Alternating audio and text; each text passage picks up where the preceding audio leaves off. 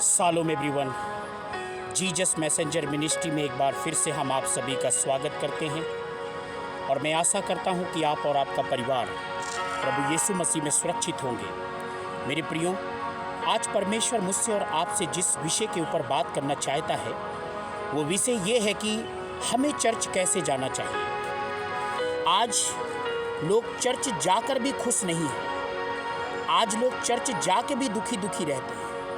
कलीसिया में जाने के बाद भी, प्रभु यीशु मसीह के ऊपर विश्वास करने के बाद भी आज बहुत सारे लोग आज दुखी रहते हैं और चर्च जाकर भी लोग खुश नहीं हैं। परमेश्वर का वचन इन्हीं सब विषय के ऊपर क्या कहना चाहता है कि हमें कैसे कलीसिया जाना चाहिए। भजन संहिता 122 के 1 में लिखा है कि जब लोगों ने मुझसे कहा कि आओ हम परमेश्वर के भवन चलें तो मैं आनंदित हो गया।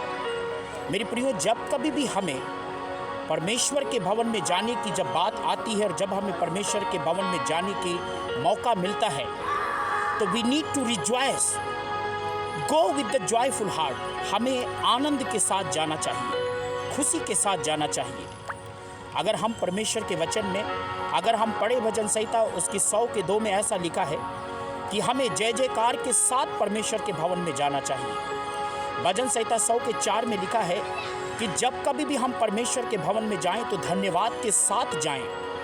मेरे प्रियो, व्यवस्था विवरण 16 के 16 में लिखा है कि जब कभी तुम परमेश्वर के भवन में जाओ तो खाली हाथ मत जाओ। यिर्मयाह 17 के 21 में लिखा है बिना बोझ के प्रभु के भवन में जाना चाहिए। जब हम प्रेरितों के काम उसके 3 अध्याय के 6 से 8 में पढ़ते हैं, एक लंगड़ा जब चंगाई को प्राप्त करने के बाद जब परमेश्वर के भवन में गया तो वो नाचते कूदते आनंद के साथ गया। जब कभी भी आपको परमेश्वर के भवन में जाने का मौका मिलता है तो हमें आनंद के साथ जाना चाहिए, खुशी के साथ जाना चाहिए। दुखी होकर हमें परमेश्वर के भवन में नहीं जाना चाहिए।